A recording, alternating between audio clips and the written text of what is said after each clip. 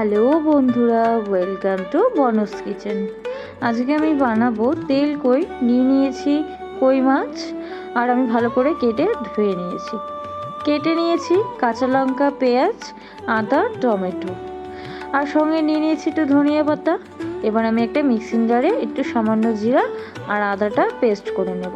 Paste হয়ে গেছে, এবার আমি মাছে নুন হলুদ মাখিয়ে নেব। এই মাছটা কিন্তু আমার ভীষণ প্রিয়, আর এইভাবেই আমার খেতে ভীষণ ভালো লাগে। এবার আমি গ্যাসটা জ্বালিয়ে নিয়েছি, কড়াই গরম হয়ে গেছে, দিয়ে দেবো এবার তেল। আর তেলটা গরম হয়ে গেলে এক এক করে আমি মাছটা দিয়ে দেবো। বেশি ভাজবো না, বেশি ভাজলে শক্ত হয়ে যাবে, হালকা করেই ভেজে নেব।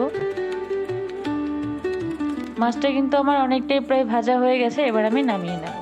এই রেসিপিটার নাম যেহেতু তেল কই, তাই তেলটা একটু বেশি করেই দেবো। এই যে আমার সব মাছ ভাজা হয়ে গেছে, এবার আমি একই তেলে দিয়ে দিব কেটে রাখা পেঁয়াজগুলো। পেঁয়াজটা সামান্য একটু ভেজে আমি দিয়ে দিব ওর মধ্যে পরিমাণ মতন জল।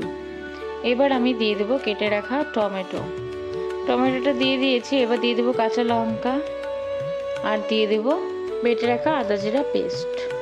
এবার আমি ভালো করে নেড়ে দেবো। বেশি ভাজবো না, জলটা একটু শুকিয়ে এলে দিয়ে দেবো নুন হলুদ।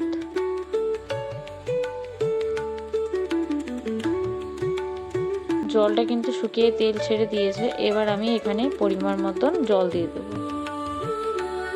জল দিয়ে দিয়েছি, এবার একটু হালকা করে নাড়বো।